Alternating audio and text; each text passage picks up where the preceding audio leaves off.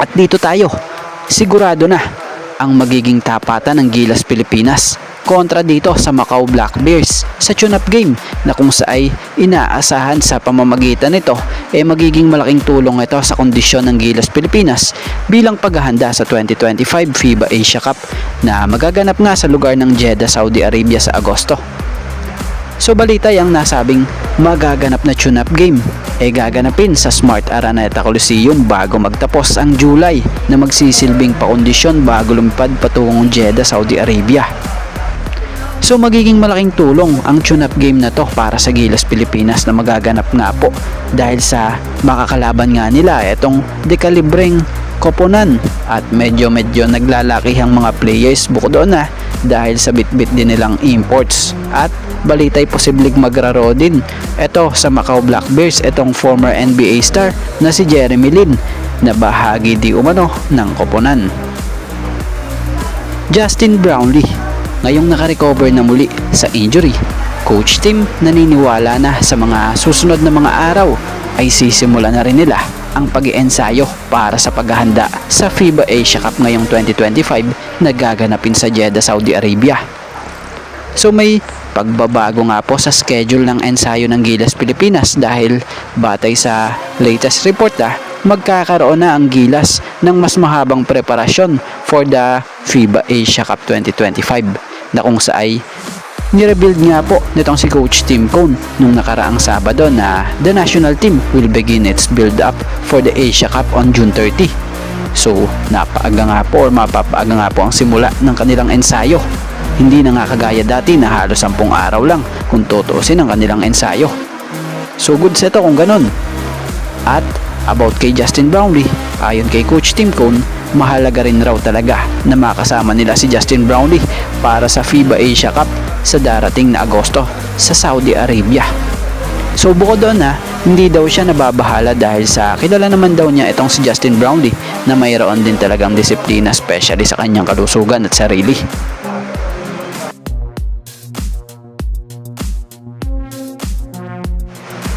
Kevin Durant trinade na sa team ng Houston Rockets.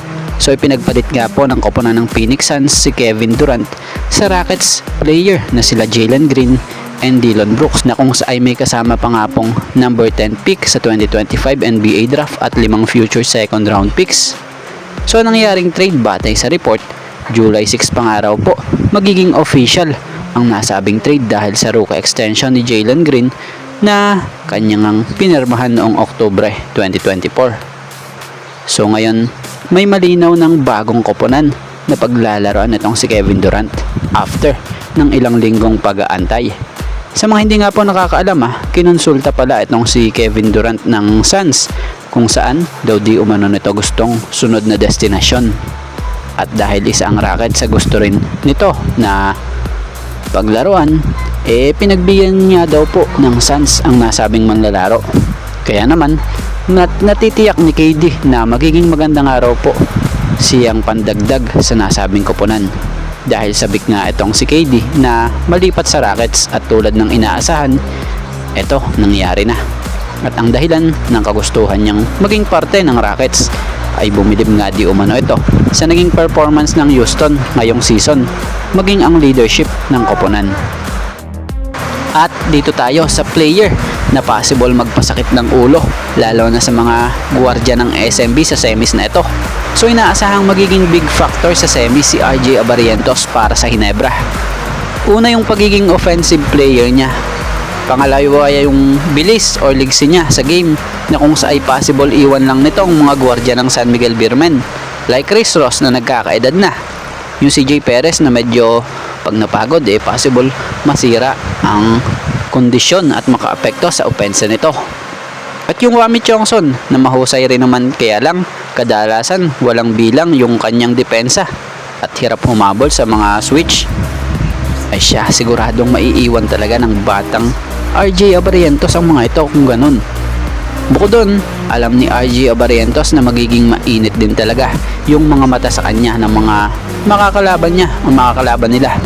Dahil ikaw ba naman mag-average ng 15.17 points per game, 3.00 rebounds per game at 4.08 assists per game, ang matindi pa nga dyan, hindi pa yan kasama sa regular starter ng team sa second unit pa nga yan kasama.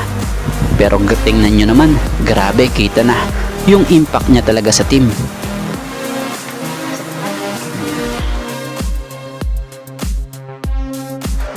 At dito tayo, tapatang Barangay Ginebra kontra San Miguel Beermen sa semifinals. At pag-usapang SMB, sino ba naman ang unang papasok na player sa isip mo? Karamihan si Junmar Fajardo ang maisip dyan dahil sa pagiging dominante pa rin ito as a big man dito sa liga. So si Junmar Fajardo nga ay still the best player in the Philippines right now. At he's now eyeing his 12th BPC award in the PBA as he leads the BPC race for the 2025 PBA Philippine Cup, na kung saan nag-average nga siya ng 18.00 points per game, 13.25 rebounds per game, at 3.00 assists per game. So ganun kalakas pa rin si Junmar Fajardo na siyang pangunahing frontline ng nasabing koponan. Kaya naman, mabigat itong kalaban, itong SMB team na makakabangga nga ng Barangay Ginebra sa semifinals. Kaya naman inaasahan, inihandang panapat dito ng Barangay Ginebra itong kanilang big man na si Japet Aguilar, na siyang maganda rin ang ipinakikitang performance ngayong season kahit na 38-year-old na ito. So si Japs pa nga po ang tumatayong leading scorer ngayon ng Barangay Ginebra this conference. Patunay lang talaga na malaki pa rin talaga ang papel niya na ginagampanan dito sa koponan. So kung tutuusin, ayos ito dahil siya din naman talaga ang numero 1 option ni Coach Tim Cone bilang pantapat niya kay 8-time PBA MVP Junmar Fajardo this semis. Sa mga hindi nga nakakaalam, si Japet Aguilar nga po ay nag-average this conference ng 18.25 points per game, 8.25 rebounds per game, and 1.67 assists per game. At dito tayo, balita nga'y tuluyan ng nalagay si Stanley Pringle sa pagiging unrestricted free agent after expiration of his contract with Terra Firma. So dahil natapos na ang kontrata ni Stanley matapos ang elimination ng PBA Philippine Cup, ang balita ay pwede na itong makuha ng kahit anong team. So kung ganun, sino kayang team ang magsasign kay Stanley Pringle?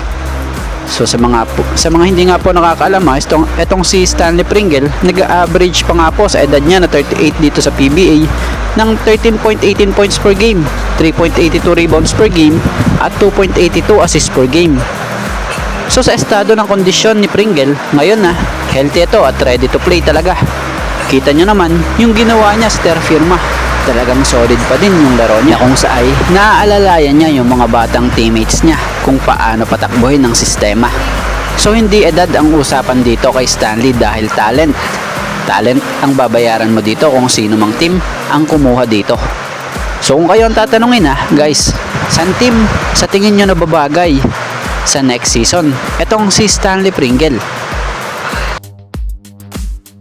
At bago nga ang lahat, baka naman po pwedeng makahingi ng isang subscription para sa ating channel or pakifollow na rin po kung nagustuhan nyo ang ating mga basketball update.